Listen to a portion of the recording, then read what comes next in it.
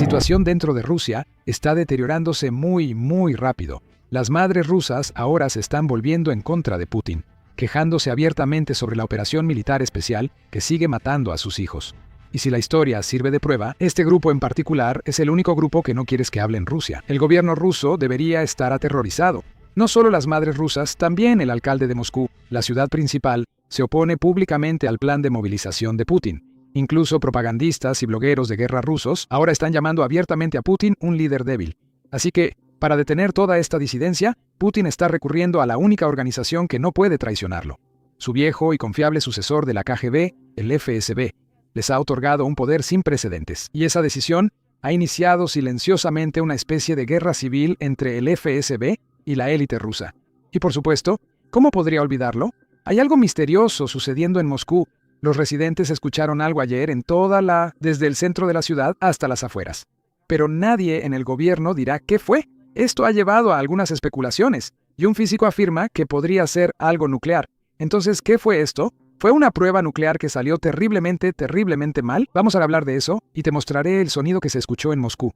Pero antes, déjame enseñarte lo que explotó en Rusia. Aquí va nuestro nuevo segmento. Anoche, Ucrania continuó su campaña de ataques contra la instalación logística de Wildberries en Rusia. Esta vez, la están atacando en Ekaterimburgo, que está a unos 200 kilómetros de las líneas del frente, aproximadamente 1500 millas, y aquí podemos ver el primer ataque ocurriendo frente a nosotros. Podemos ver que un dron se acerca, y aquí vemos el ataque sucediendo.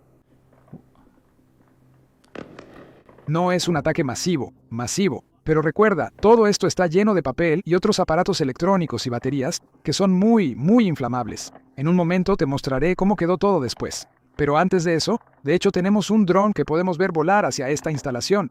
Y es muy interesante lo que sucede. El dron no va directo, primero vuela alrededor y luego entra. Y eso es por una razón muy específica. Aquí está el clip del que hablo.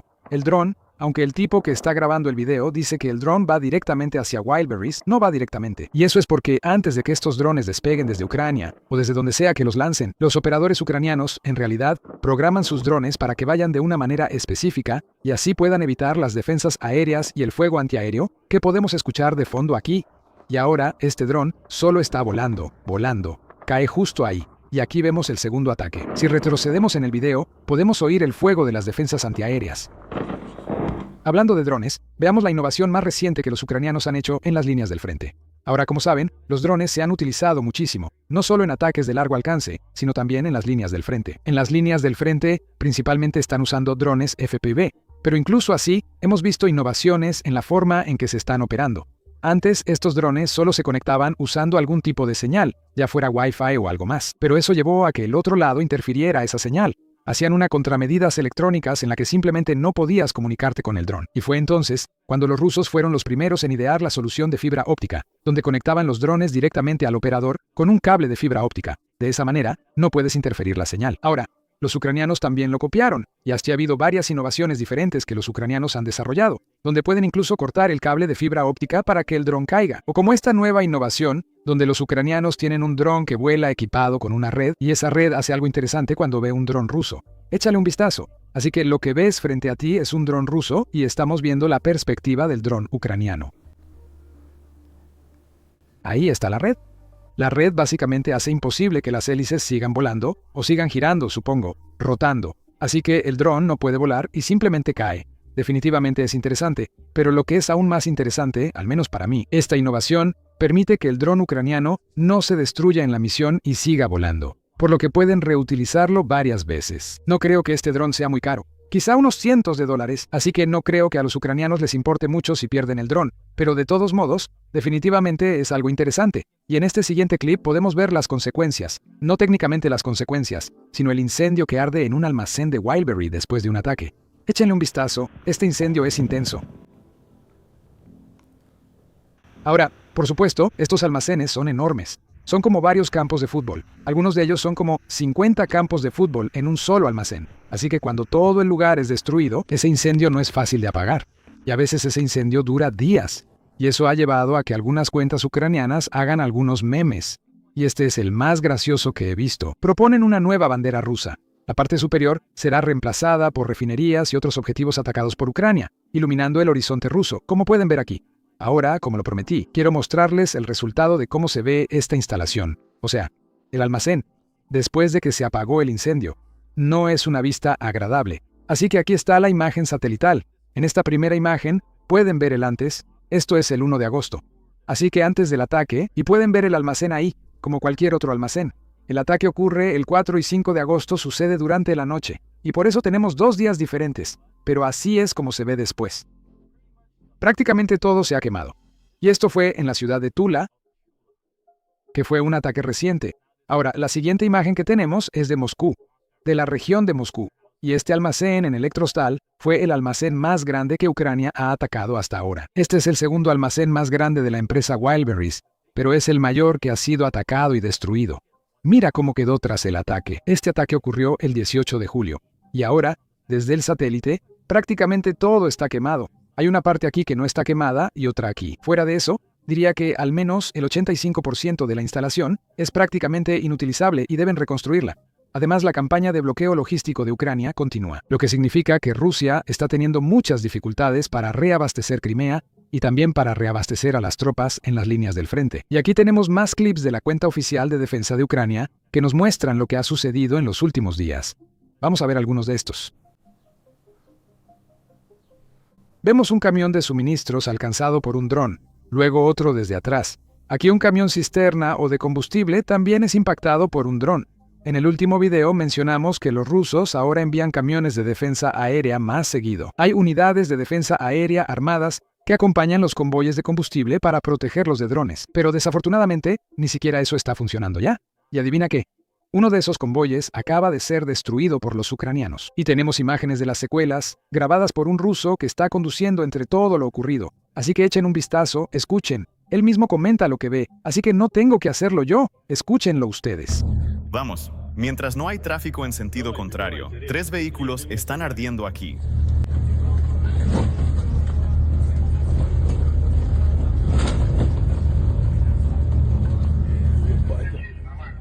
¿Está despejado el camino? Vamos, vamos, vamos, carajo. No puedo ver nada, carajo, nada en absoluto.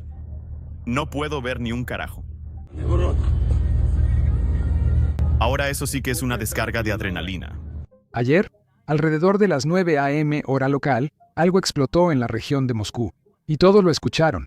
Y cuando digo todos, realmente me refiero a todos. Personas desde el centro de la ciudad hasta las afueras. Todos lo escucharon.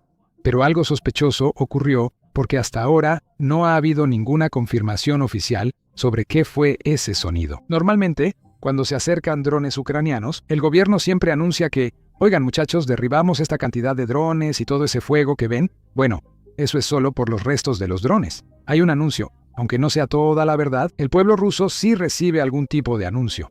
Pero esta vez no recibieron nada. Y eso ha llevado a que muchos rusos empiecen a inventar teorías sobre lo que fue. Y esas teorías son realmente aterradoras. Antes de entrar en detalles, tengo el clip del sonido. Creo que viene de una cámara en la puerta o al costado de una casa. No importa lo que vean, concéntrense en lo que escuchan. ¿Sí?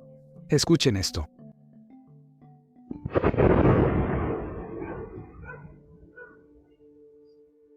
Ahora, además de esto, hay un residente ruso que vive cerca.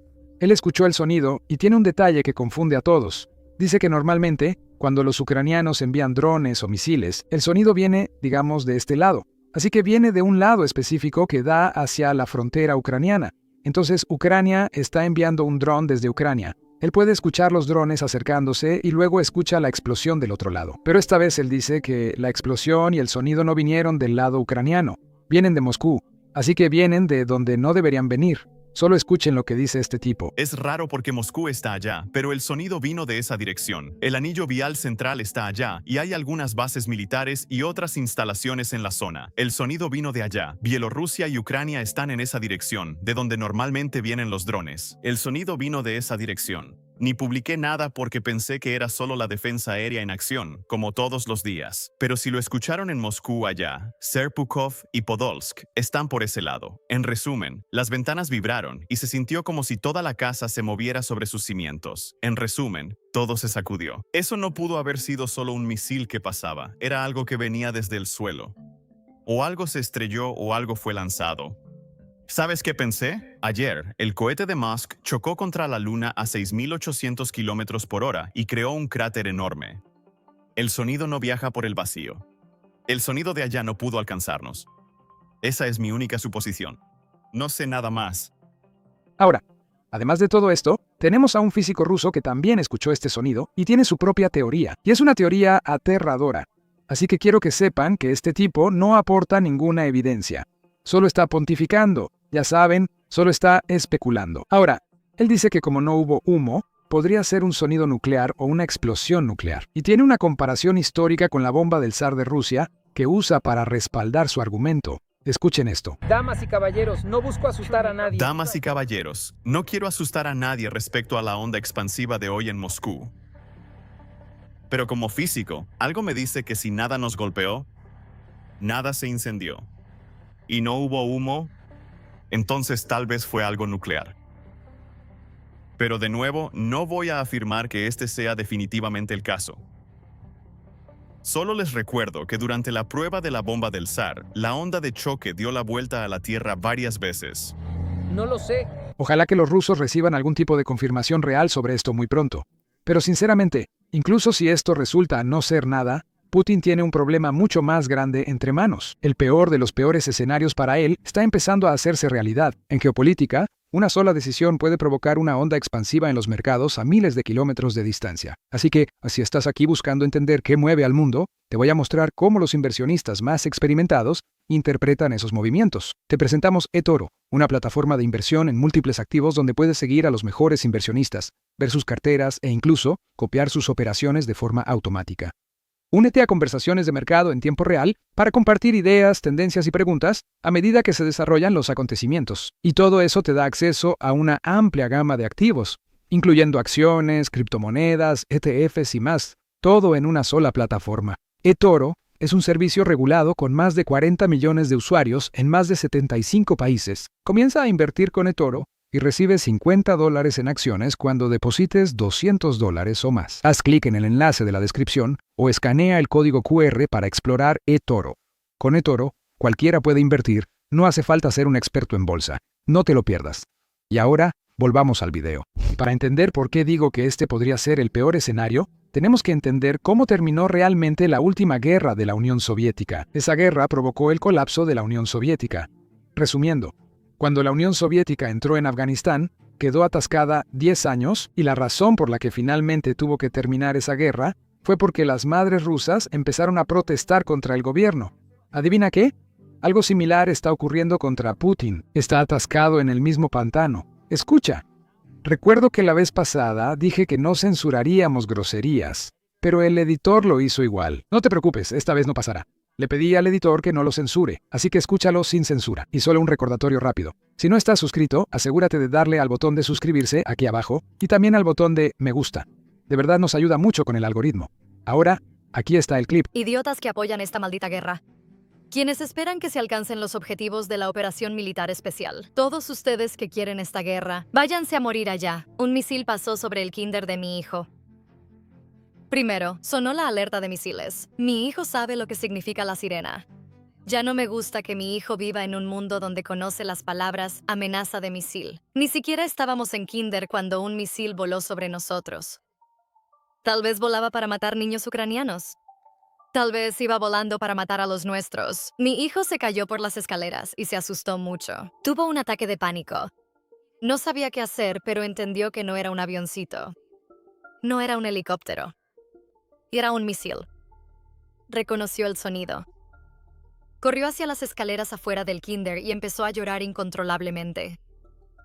Estaba aterrorizado. No hay nada en este mundo, absolutamente nada, que valga las lágrimas de mi hijo. Hago un llamado a todos los que todavía apoyan esto, a quienes aún quieren este derramamiento de sangre. No solo afectan la salud mental de los niños, están arruinando sus vidas. Mi hijo tiene una buena infancia. Él tiene una bicicletita. Vamos a nadar al río. Además de esos cálidos recuerdos de infancia, también recordará haberse acostado en las escaleras con miedo por un misil que volaba sobre su jardín de niños. Malditos sean quienes empezaron esto. Pero más aún, maldigo a quienes continúan con esto. Aquellos que toman sus armas cada maldito día y van a matar a otras personas. Yo ya llegué a casa. La alerta de amenaza de misiles ha terminado, pero sigo furiosa. Esto nos ha estado pasando por casi 5 años. 2 personas, solo 2. No resuelven sus problemas con diplomacia y sacrifican vidas de niños e inocentes en ambos lados. Vivo a 100 kilómetros de Ucrania, ¿entiendes? Tuve suerte de ver un misil por primera vez en 5 años. Quienes viven en las zonas fronterizas de ambos lados seguramente han visto mucho más. Comparto esto con mi gente del pueblo, pero nadie me apoya. Es más fácil culparme, a mí, que estoy inconforme con lo que pasa, que culpar a esos desgraciados que empezaron esto y lo siguen manteniendo. Es un pueblo pequeño, ni siquiera hay 18,000 personas. Como tengo un blog, aquí me conocen bien, y la mayoría de ellos ha dejado de hablarme. Estoy profundamente indignada. Estaba indignada y seguiré estando indignada. A la guerra la llamaré guerra. Diré que está mal, que es sufrimiento, dolor y suciedad, y siempre invitaré a las personas a elegir la paz. A veces esperamos que todo acabe pronto, otras nos sentimos sin esperanza. Hice todo para estar cerca de mis padres y evitar irme a otro lugar. ¿Cómo se supone que debo irme? ¿Debo seguir exponiendo a mis hijos a este peligro? ¿Dónde mi hijo llora porque sabe que un misil pasa sobre nosotros? Simplemente digo no a la guerra. Como mencioné, las madres son muy poderosas en cualquier país, pero en la Unión Soviética ya tienen antecedentes de obligar al Estado a ceder. Todo empezó en la Unión Soviética, cuando las madres protestaron contra la guerra en Afganistán y formaron el Comité de Madres de Soldados, que tuvo un gran impacto. Se convirtieron en la primera rebelión civil contra el Estado que realmente tuvo éxito, porque el Estado sí cambió su política debido a esas protestas. Lo mismo sucedió en Rusia después de la caída de la Unión Soviética. Cuando Rusia entró en Chechenia para la primera guerra chechena, este comité de madres de soldados volvió a activarse. Empezó a protestar contra el reclutamiento y luego el gobierno de Yeltsin cedió una vez más. Dejaron de reclutar a jóvenes, dejaron de reclutar a estudiantes. ¿Y adivina qué? Durante ese tiempo, Putin estaba activo en la política rusa. Así que él vio esto personalmente y recuerda todo, y es exactamente por eso que, desde que entró en Ucrania, ha sido muy cuidadoso de no permitir que un movimiento como este vuelva a surgir, porque sabe a lo que puede llevar. Así que cada vez que vemos clips como este, tenemos que estar atentos y entender lo que realmente significa. Para Putin, esto podría llevar a algo mucho más grande. Pero desafortunadamente, este no es el único problema con el que el pequeño Vladimir tiene que lidiar. Personas poderosas dentro de Moscú también están alzando la voz. Y cuando digo poderosas, realmente lo digo en serio. Me refiero al alcalde de Moscú, sobre quien muchos especulan que podría suceder a Putin. Y ahora él está diciendo públicamente que no apoya el plan de movilización del que ya mucha gente en el Kremlin habla y sobre el que especula. Esto ya lo hemos mencionado antes, donde mucha gente y muchos expertos piensan que tras las elecciones en Rusia, que tendrán lugar creo a finales de septiembre, Putin tiene un plan para movilizar al menos 500,000 de hombres para enviarlos al frente. Bueno, el alcalde dice que en realidad este es el plan equivocado. Va a arruinar la economía y va a asegurar que Rusia pierda esta guerra. Escucha esto. Constantemente oímos hablar de la necesidad de movilizarlo todo, de poner toda la economía en pie de guerra y cosas así, pero la economía actual tiene otra estructura. Si no existe economía en tiempos de paz, si no hay impuestos ni ingresos personales, y la situación política es completamente diferente, no tendremos éxito en la guerra. Y para acabar con la vida, acabar con una economía normal es acabar con el país mismo. Estas pláticas carecen de sentido y provienen de personas que no entienden cómo funciona una economía o una guerra moderna. La guerra moderna se libra en 2 frentes. Primero, el campo de batalla propiamente dicho, y segundo, la salud del país, una economía sana y estable. Sin esto, la victoria es imposible. Ahora, seré honesto, esto fue una crítica muy suave. Las palabras estaban dirigidas a la economía, y él evita criticar la guerra directamente. Pero aún así, es uno de los funcionarios más poderosos de toda Rusia que públicamente se opone a Putin. ¿Pero qué crees? No es el único. Hay propagandistas rusos que no necesitan ser tan diplomáticos como él, como el alcalde. Ya no se están conteniendo. Ahora llaman a Putin un líder débil por cómo maneja la guerra. Escucha, luego te explico lo que realmente quiere decir este tipo. Que la máxima autoridad. Es indudable que la figura principal no tiene información objetiva sobre lo que sucede. Porque, hablando francamente, Lo que él dice causa una impresión dolorosa precisamente por la enorme y vasta diferencia entre la realidad en el terreno y cómo la figura principal ve la situación. La diferencia entre lo que hay. Por un lado, como dice el dicho, el rey no lo sabe. Pero por otro lado, discúlpame, ¿no fue el propio rey quien creó este sistema de mentiras totales, engaños y demás? En realidad, no fue únicamente él, pero con su activa. Y así sucesivamente. Veo lo difícil que es para ti responder estas preguntas, así que lo diré directamente. ¿Es Vladimir Putin un líder fuerte? No, no lo es. Es un líder débil. Y no es solo un caso de que el rey sea manipulado por su corte, como dicen, sino figuras evidentes que se sientan, entre otros lugares, en cierta torre, cierta estructura y así sucesivamente. Se encuentra, entre otros lugares, Incluyendo a quienes hicieron varios nombramientos escandalosos. incluidos los responsables de los nombramientos polémicos. Como dije, este tipo no estaba usando un lenguaje diplomático. Y su crítica tiene un origen muy específico. Se habla de cómo Putin percibe la guerra frente a la realidad en las líneas del frente. Putin todavía lo cree, o al menos eso dice públicamente. En realidad, no sabemos si lo cree o no, pero él dice públicamente que las fuerzas rusas todavía están avanzando y que Rusia no enfrenta ningún problema en las líneas del frente. No sé si él realmente cree eso. No sé si solo lo dice públicamente como propaganda para la audiencia interna, pero sabemos una cosa. La realidad no concuerda con lo que Putin dice. Desde finales del año pasado, él ya lo ha hecho varias veces. Se pone ropa militar y da discursos sobre cómo Rusia capturó una ciudad en Ucrania. Pero si revisas las líneas del frente, te das cuenta de que está mintiendo.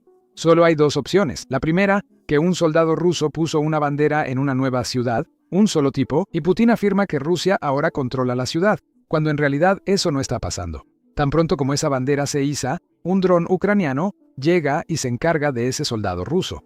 Y Rusia ya no controla nada en la ciudad, aunque, según Putin, la ciudad está bajo control ruso.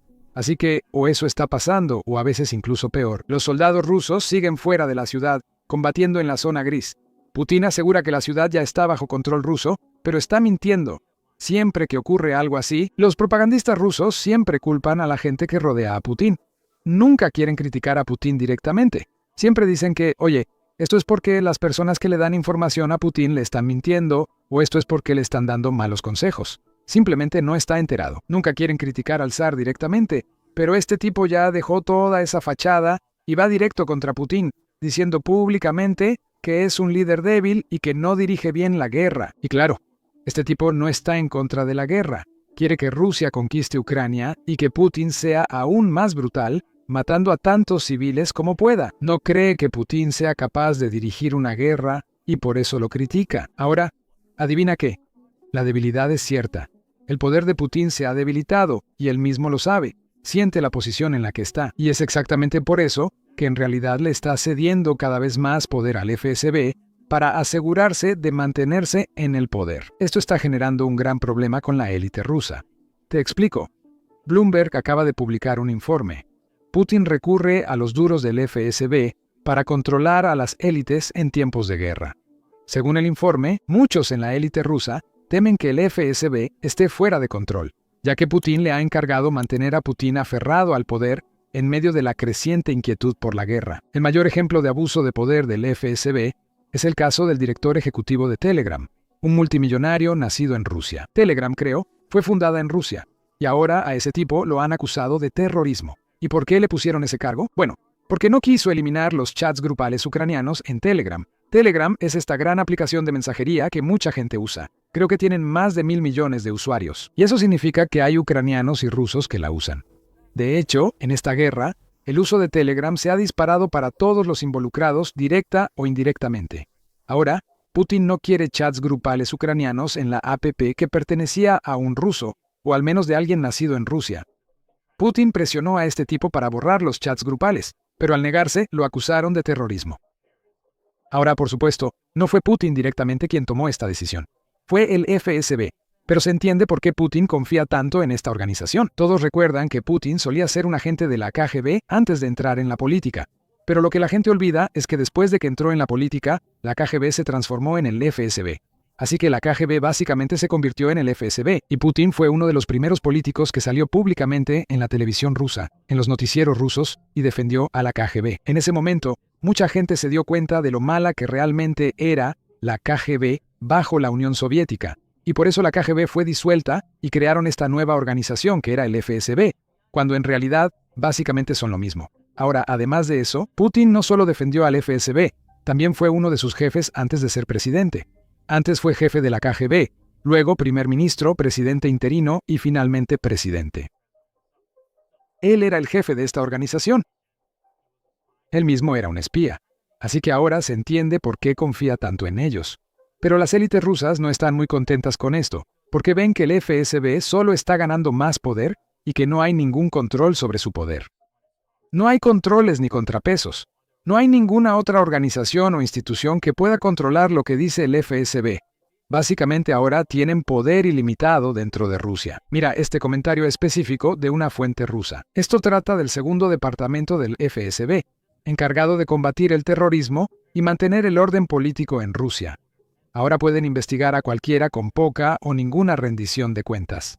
Esta era la dirección. Este grupo persiguió al fundador de Telegram y encarceló a Ilya Remslov, un bloguero pro-Kremlin que mencionamos antes. Él pidió que Putin fuera juzgado o ahorcado por crímenes de guerra, y ahora está en la cárcel solo por ese comentario. Y además, este es el grupo responsable del político antiguerra Boris Nasadin, quien acaba de salir del país. Este tipo se postuló contra Putin en 2024, y unas semanas después de eso, fue condenado por extremismo porque publicó una foto de Alexei Navalny, y luego fue declarado agente extranjero justo este mes o el mes pasado. Y luego, cuando temió por su vida, se fue a Francia para estar seguro y poder continuar con sus críticas y su oposición a Putin desde un lugar donde no tenga que preocuparse por el FSB. La misma segunda dirección está persiguiendo a magnates empresariales. Está confiscando propiedades de otras personas y a veces incluso distribuyéndolas entre los leales. Así que si hay un multimillonario que está molestando a Putin y hay un multimillonario que está apoyando a Putin, su dinero solo irá a ese tipo por apoyar al régimen.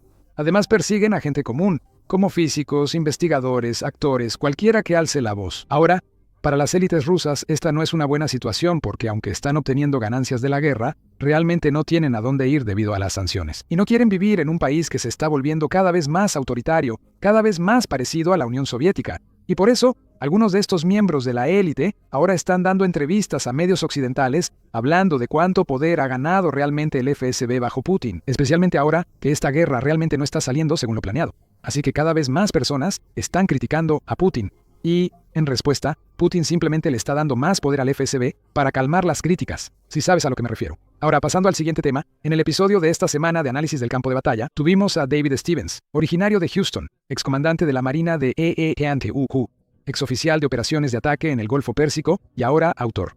Ha seguido de cerca la guerra en Ucrania desde su inicio. Como saben, este segmento es de nuestro episodio completo, que usualmente solo publicamos para miembros. Así que si están interesados en convertirse en miembros y apoyar nuestro canal, pueden hacerlo haciendo clic en el botón de unirse aquí abajo o visitando basicsinsider.com. Su apoyo permite que sigamos con periodismo independiente.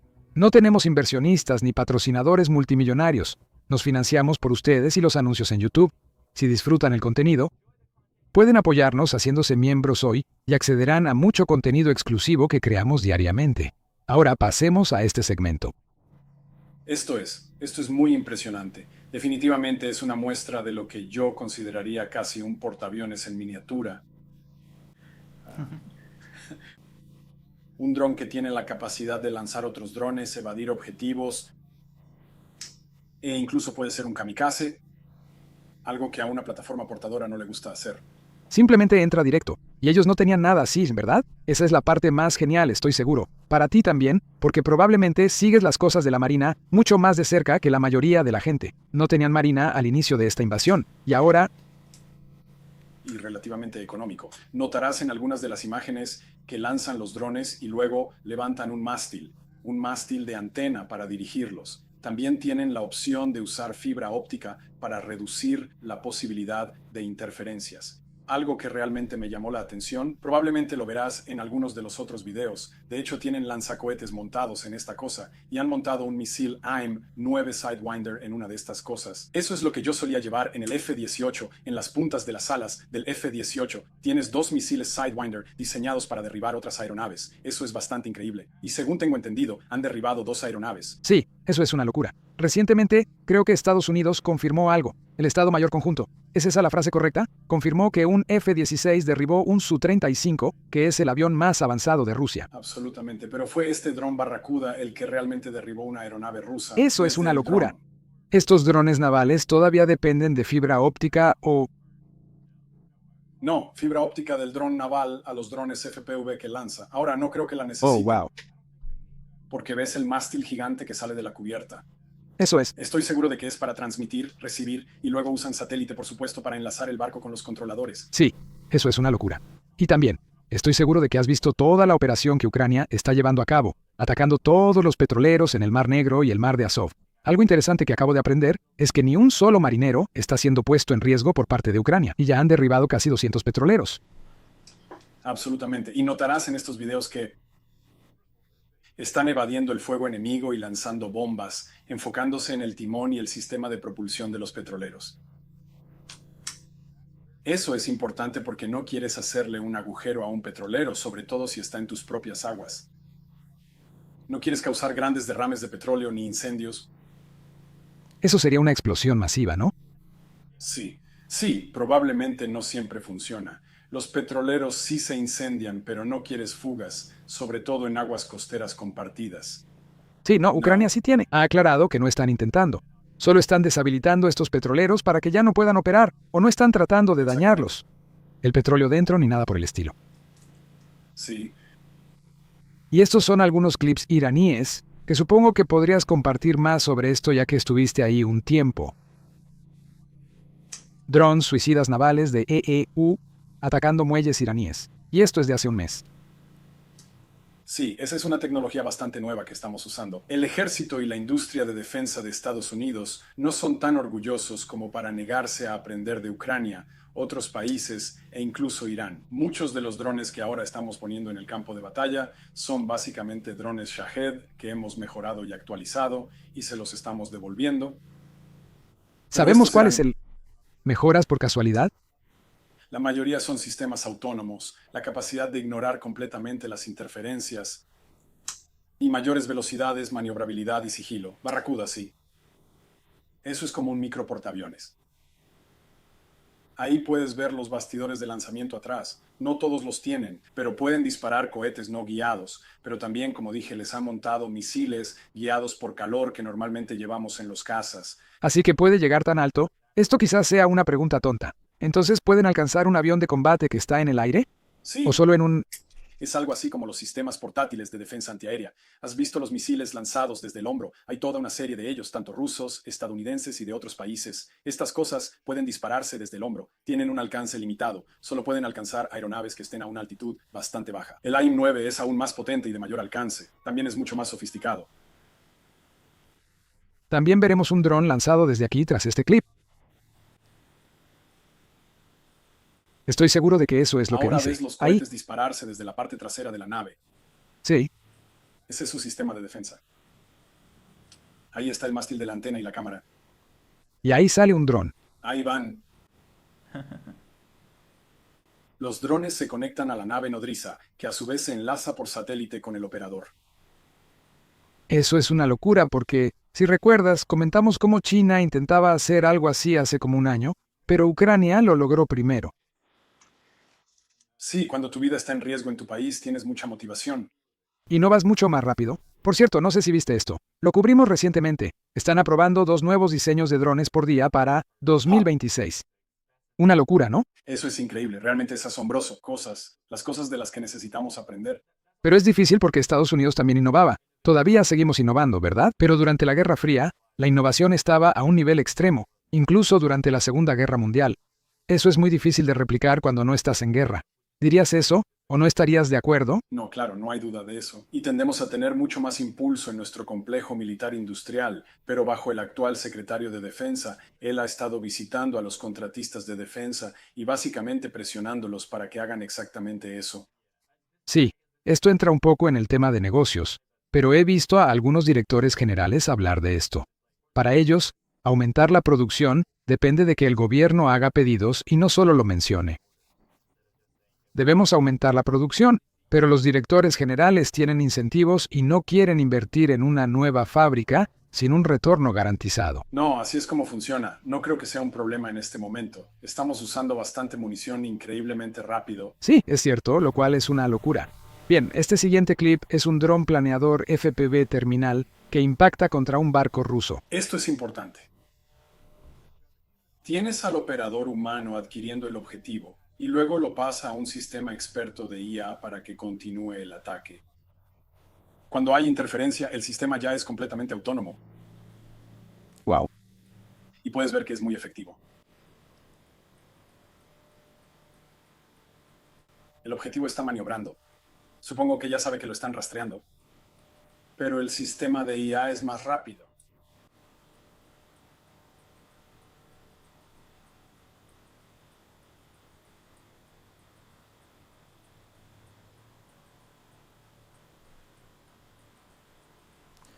Así que esto es algo de lo que yo también quería aprender más. ¿Supiste que el director de la CIA, Radcliffe, confirmó que la esperanza de vida de un ruso en el frente es de 20 a 30 minutos? El clip Y eso, dijo que es por la inteligencia artificial. ¿De qué otra forma la usan? Tiene sentido. Si el piloto pierde control, la IA toma el mando. ¿Eso es lo que pasa? Adelante, explícalo sí, tú eso porque es, yo no muy sé. cierto. Si te das cuenta, la mayoría de las grabaciones de video FPV que ves, a medida que se acercan al objetivo, los movimientos se vuelven algo bruscos, se ve un poco inestable, y luego, por supuesto, todo se pone en blanco. Eso es porque para un operador humano, piénsalo, cualquier piloto de portaaviones te dirá esto. A media milla de distancia no es gran cosa. Te desvías un poco. ¿A quién le importa? Al acercarte al portaaviones, debes corregir más rápido y con movimientos más pequeños. Pero un humano tiene límites. Por eso, aterrizar de noche ahí es lo más tonto que he hecho varias veces. Pero pasa igual, cuando intentas guiar algo hacia un objetivo. Estás tratando literalmente de volarlo hasta el objetivo. Las correcciones se vuelven cada vez más pequeñas y más rápidas. Muchos de los primeros videos en primera persona van por todos lados. Piensas, ¿acertará? Luego se lanza al último momento y quizá acierta o no. Con inteligencia artificial puedes ajustar porque responde más rápido, pero aún no adquiere el objetivo. Solo realiza la fase de guiado terminal, pero eso es otra discusión. Ahora avanzamos hacia la adquisición de objetivos con inteligencia artificial, lo que implica muchos otros factores. Sí, el debate continúa. Eso tiene sentido. Supongo que lo que explicaste aplica también en las líneas del frente, donde la inteligencia artificial asume el control al final. No necesariamente es interferencia o guerra electrónica, solo toma el control porque es más fácil para la IA que para los humanos. Así es. No sé cuál sea el equilibrio. Los operadores pueden sentir que aún pueden hacer un buen trabajo y quizá no quieran ceder el control. El problema con la adquisición por IA es que solo recientemente se ha vuelto posible. Hace 20 o 30 años la gente lo veía diferente. La inteligencia artificial derrotó a los mejores maestros de ajedrez, pero no podían atrapar una pelota ni manejar un auto. Bueno, adivina qué. Hoy en día puedes conducir un auto de un extremo al otro de Estados Unidos. Los robots Optimus pueden lanzar y atrapar una pelota de béisbol. Esa habilidad permite adquirir de forma autónoma, pero ahora podrías excluir al humano de lo que llaman la cadena de ataque, la decisión de atacar o no, lo que genera preocupaciones. Por supuesto, estoy seguro de que habrá un gran debate aquí en Estados Unidos, y la gente intentará encontrar las respuestas correctas, ¿verdad? Incluso si no están de acuerdo, el objetivo es llegar a la respuesta correcta. Otros países quizá no tengan ese debate. O sea, ni siquiera tenemos que hablar de China o Rusia.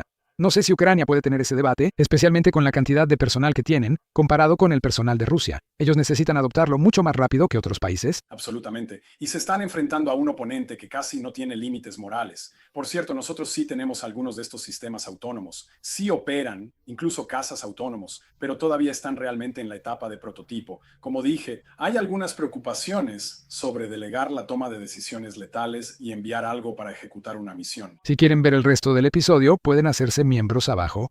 Soy Sam, nos vemos en el próximo video.